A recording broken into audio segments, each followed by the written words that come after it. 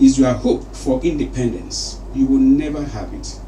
The only real security that a man will have in this world is a reserve of knowledge, experience, and ability. Henry Ford, and when you know who Henry Ford is, you know that he's one of the richest people that ever walked this earth. And he says it's absolutely nothing. Money is nothing.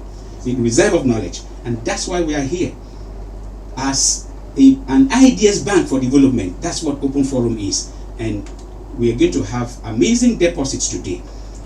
We will take citizens' essential education and enlightenment. Is an important segment that we created to help our people to have insight on certain things that will help them live a better life and be better citizens. And today we are going to look at the indispensability of peace and conflict resolution mechanisms in the polity. And then the state of state and state of the country, just tidbits. We have the refurbishing of Ibom Plaza by Governor Umoino-led administration, and we also have the Christmas gift as measure of legislative representation that is coming from what happened at the Koroba local government area, where rice is used to measure the quality of representation by the senator there. Just little tidbits, we won't spend more than 3-5 minutes and all of that. And then we'll look at the historic December 25, 2025 US strike on terror strongholds in Sokoto State by the President Donald Trump administration. And then lastly, we'll look at Eket People's Union declaration of a state of emergency, matters arising. All these are just tidbits on the state of the state and state of the country. And then the big one, the one that has brought distinguished Professor Hilary Yang here, which happens to be our 63rd edition of stock taking and agenda setting for an appointment without oil. 63 weeks we've been doing this. Different issues, some we do it in series, and this very edition we are going to look at the critical need for the adoption of sustainable development strategies for Akwa Ibom State in the areas of education, science and technology, and maritime economy, especially the deep sea port. Call it Ibom, call it Ibaka, whatever you call it. The deep sea port in Akwa Ibom State is in focus today, and we are having a globally renowned consultants in so many areas, not just the science and tech that is an expert or you I don't mean not go there. We are going to have an edition to remember. I know government people that are listening in, there are people that report. This is one matter you must report. Also, we are going to make a press statement after this as usual. And talking about press statement, recall that last week we brought in distinguished Professor Akpan Hoganekbo. You know him. He was here and the whole place shook. I got calls thereafter and we looked at cutting cost of governance and insight into Akwa Ibom State government. That very report that was adopted became a plan, talking about the post-COVID-19 economic reconstruction plan, which he chaired, and incidentally became a plan and was abandoned. The long and short, a brief of last week is that people told us that plan we implemented will make a whole lot of difference, and we have made appeal that Pastor Moino should look into it. We also talked about MTEF. MTEF was a foreign forced idea on Nigerian government because they did not want us to have a plan, and so they came up with MTEF as a consultant, economic consultant and policy expert. He has said that it's time to do it with MTEF, and then Nigeria and states should have their long-term development plans. Otherwise, we would never be able to make it. And on the tax issue, the alleged forgery, which we have some confirmations, has not been denied, and then the France agreements on MOU, Akpanepo says they are all embarrassment to the Nigerian state. They should be jettisoned, and the implementation of the tax policy shifted until those gray areas are dealt with. We could not have Honorable Engineer Robert Ford join us last week, and we had to excuse us this week because of Professor Hilary Yang being here, and next week we're going to have him. Let's leave all the other details where they are.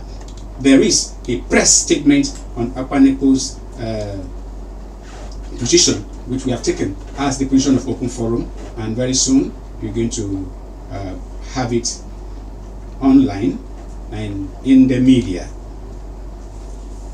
On citizenship education and enlightenment, just want to take very small short snippet on the imperative of conflict resolution mechanisms in the polity. And you want to ask, what is peace? What is conflict resolution? Citizenship education, listen to this. Peace refers to a condition of social and political stability characterized not only by the absence of violence but also by the presence of justice, cooperation, and harmonious relationships among groups. Conflict resolution is the systemic process of addressing the root causes of dispute through dialogue, negotiation, mediation, and institutional mechanisms to achieve lasting experience. And looking at Nigeria's being a pluralistic polity, peace and effective conflict resolution mechanisms are indispensable for managing ethnic, religious, and political diversity. In Akwa Ibom State, structures such as traditional institutions, community-based dialogue, alternative dispute resolution mechanisms, and formal state and institutions play a crucial role in preventing the escalation of communal, political, and socio-economic conflict. These mechanisms enhance political stability, strengthen governance, and create an enabling environment for sustainable development. The question is, are these mechanisms working or constituting themselves into problem or compounding the conflict in society? There is this case about Eket, Esreket, Ibn, 8 long land disputes. There is that coconut plantation compensation issue. Recently, we have the University of Uyo succession crisis. There are 7 villages in Iserubulu. Nobody's living there for the past 17 years. 3 villages in the Inugu government. Nobody is living in those villages, including the village of the immediate past vice chancellor of the University of Uyo. Nobody's living there. And people cannot resolve crisis. MKO is a product of the kind of conflict that will have consumed me, which has consumed others. And we turn the energy we'll have used to, take on some of these institutions or individuals into something constructive. The appeal to our leaders at all levels is that you cannot do without peace and conflict resolution mechanisms. A number of institutions have failed, and they have failed woefully, and there are evidence to that effect. That's why certain persons feel that integrity or loyalty has to be, you must be partisan, you must be subjective, you must be a subject, you're not a citizen. We don't have much time to talk about this, but you've learned that today. Please, we need to have these institutions, and we have made recommendations far long ago. We want to add another one today. His Excellency, among 800 and something aids, it's time to have an SSA on peace and conflict resolution. Then the Akwa Ibom Public Complaints and Anti-Corruption Commission. You must have institutions where people go to, because a number of existing institutions are unable. In fact, there are even problems to the system. And very soon, I'm saying it on air, very soon, some of them who felt that impunity is immunity, they will end up demarketing the state, because those that are stubborn, they will never bow down, will look for justice, and nobody will blame anybody that they did not hear. Thank you so very much. Time flies here, and in the next 2 minutes I'm bringing on my guest, and that is why I just want to jump and say thank you to His Excellency Governor Moeno for refurbishing Ibom Plaza at the city center. Obama did wonderful things, but successive administrations allowed Ibom Plaza to be a den of prostitution and crime. People have lost their phone, people have been injured there, but it's been transformed in the sense that they have added some things. Some people say it's what is it, repainting, or no, they have built a police station there now. It used to have a small carton-like place where police stay, but now they have a structure. I understand I couldn't make it there because of logistic problem this morning. I wanted to go and see things for myself. They also have art gallery or something like that, and I guess there are some other sections that needs to also be taken care of. Thank you, Pastor Moeno. Mr. Emmanuel, it was discussed, and that place, they declared we're going to do it. It was not done, but now it's talk and do. We commend you, and a number of persons have sent greetings. I cannot read out their names. I said you have done so very well. Thank you, Your Excellency. People have declared state of emergency. That is something to write home about. Why? Because they are serious about taking on matters that concerns them, and that should interest the government, because the issue of Stop Creek, where they have given caveat emptor, I can't go into the details now. They have also declared that marriage and burial rights is going to be addressed according to how they want it. Something that we have written to the National Rulers Council, House of Assembly, and the governor last year. Earlier this year, nothing was done. People have taken on it, and a lot is to be done. I hope to bring on somebody from there. I tried to reach out to somebody from Ibono, and some of them went to the online and started writing certain things that holds no water. But we are open, we are non-partisan, and we keep on doing this for the good of humanity. Trump was here in Sokoto, where people never thought, but because of intelligence report, certain places have been bombed, even close at length to Eremia's palace. That will be subject of discussion some other day. We cannot fail to mention that today. And here we are with distinguished Professor Hilary Iyan. Without wasting time, I want to go straight to having this discussion that we hope to exhaust, because I cannot be sure that if I say, oh, yes, please, sir, you'd have to come back. You may not find him. You have to go to India to look for him. Distinguished Professor Hilary Iyan, you're welcome once again. Yeah, thank you very much. The last I spoke with you, and I saw certain things that you posted where you were honored, you gave lecture, you were also honored, was in China.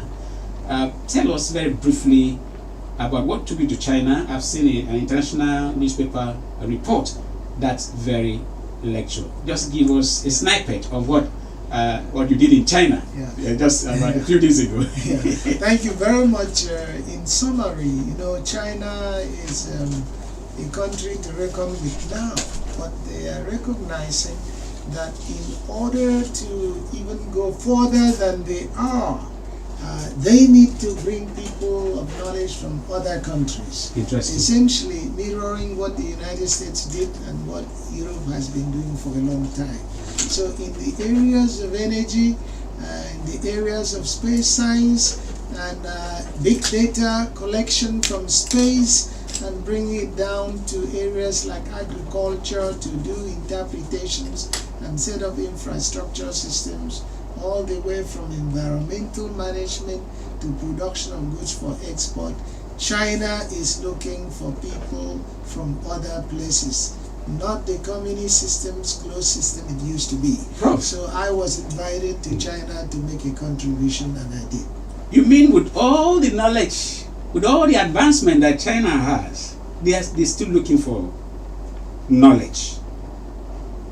Definitely, because no country is ever complete with all the expertise that it needs to advance. It is a global competition, so you cannot afford to be left behind. If there are people of knowledge elsewhere, go and bring them. That is the foundation of the technical and economic strength of the United States. I used to chair the U.S. Science Board for Environment. I was not originally from the United States. I'm an immigrant. So they have to look for people from Israel.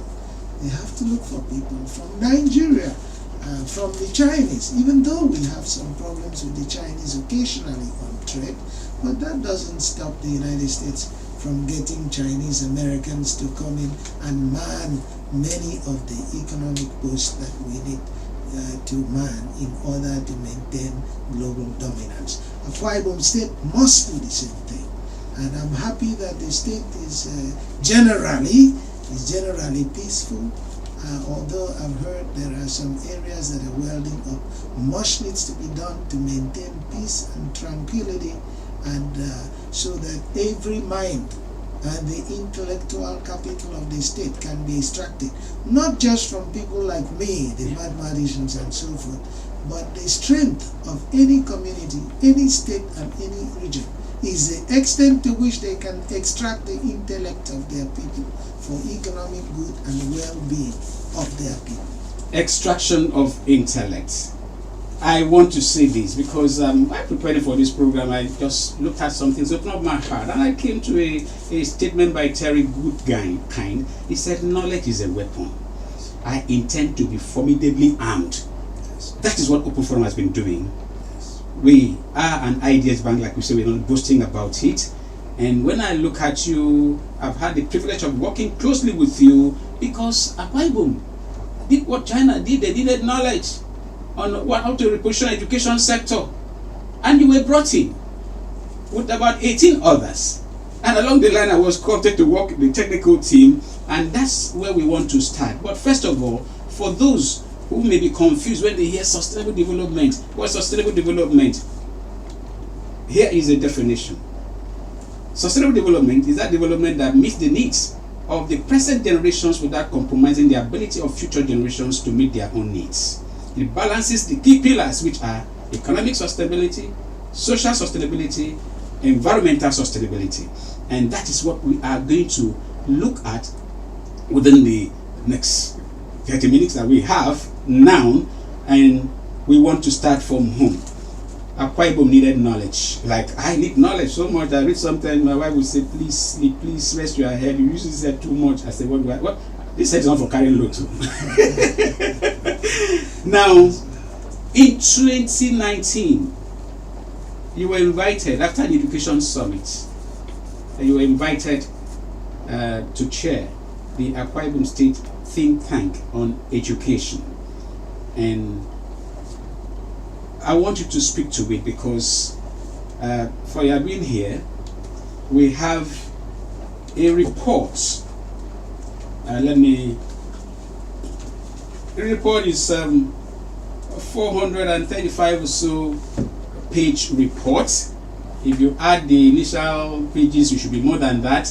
And for those watching us online, you are seeing the voluminous master plan. It's called the Akwa Ibom State Strategic Education Roadmap for Education, and this was just outcome of the phase 1 of it. We have the chairman here. Prof, please tell us a little about the making of the Akwa Ibom Strategic Education Roadmap, which was submitted to the Executive Council of Akwa Ibom State on, I think, November 20, 2020. And that map, that roadmap is 2020. It's called Akwa Ibom Strategic Education Roadmap 2020-2030. Give us a snippet because I'm going to take you on some specifics on this report. Yeah. Thank you very much. As you know, everybody knows that education is the engine of any economic development program, and that the educational circumstances of Akwa Ibom State was found to be very unfortunate. This roadmap was commissioned. It was to be of 2 parts. So one should not look at this roadmap as just a typical document that is to sit on a shelf or to be read for understanding only.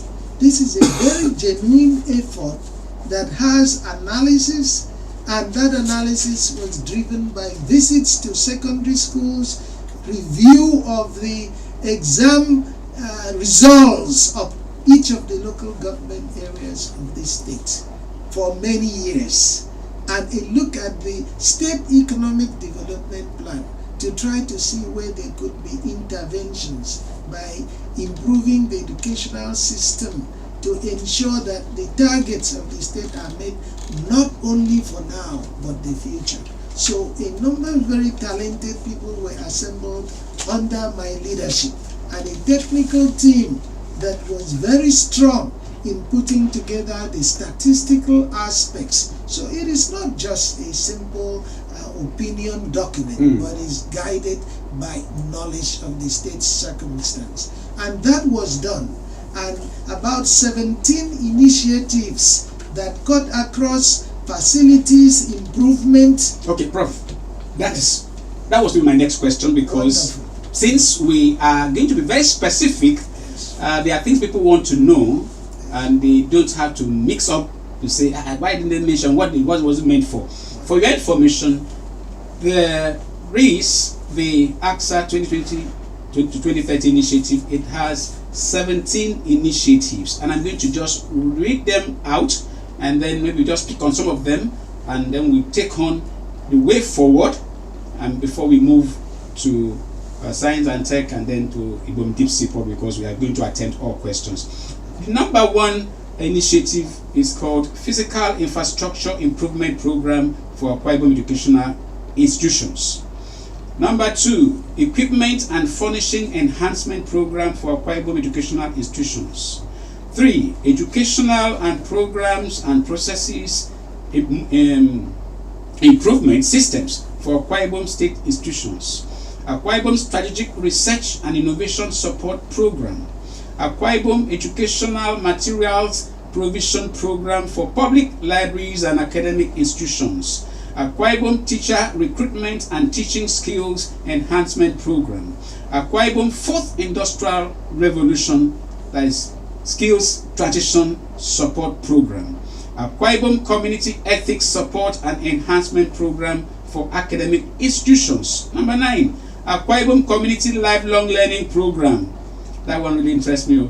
Akwa Ibom Talent Identification Scholarship and Internship Support Program. Akwa Ibom Coverage Program for Students Living with Disabilities, otherwise called AK Coverall. Akwa Ibom Textbook Authorship and Production Incentives Grant Program. Akwa Ibom Exemplary Intellectual Honors Program. Number 14, Akwa Ibom Education Endowment Fund. 15, One Farm, One Factory Entrepreneurship Support Program, OFOFE. 16, Akwa Ibom Diaspora Engagement in Education Program. 17, the last but never the least, is Akwa Ibom Free Education Program, AK Free Ed. Now, these are the 17 initiatives, and for those maybe online, you'll be privileged to see how these were interconnected with the operational of government ministries. They had all of them had linkages documented, not just drawing lines here and there. You have the Ministry of Information, what they can get from here, Google Government Agency Affairs, Works, Agriculture, Youth Sports, and Education. Name them. Prof, you and your team put up these initiatives. You were confident that once implemented, it's going to add value. You are not just speaking to these initiatives now. I want you to look at what have we lost, or you are the chairman, maybe I don't know much. Was this program implemented after it was adopted and a state of emergency declared on November 20, 2023? 2020 rather. 2020. Yes. My expectation, and quite frankly, the expectation of everybody, because this was very participatory. We got the paramount rulers, yes. all the 31 local government areas. We got the NUC, we got student groups, yes. We got parent teachers association to endorse this. And we went to the State Executive Council to make a presentation to a rousing welcome and approval. So our expectation was that after that, we would move to phase 2 and have these things implemented so that the state could derive benefit. There is no doubt that if these things were implemented and are implemented, we've lost some time, but still there could be recovery. Yeah. These things implemented, the state would rise beyond number 17 that it currently is in the educational ranking of this country. The state would rise to the very top echelon and would be competing with the Western states in terms of excellence. And there is a lot of interconnections with the state's interest in creating jobs, in having a sustainable environment, planning for the future in major economic sectors like energy. This was recognized about 70 years ago when the Ibibio Union got together. Then it was much larger than what the Ibibio is now. It was the whole state. It was Calabar too, Calabar province they used to call it. And they got together and then contributed money at a time that was colonial. And they sent the sons and daughters overseas because they recognized the prime contribution of education to economic development. And so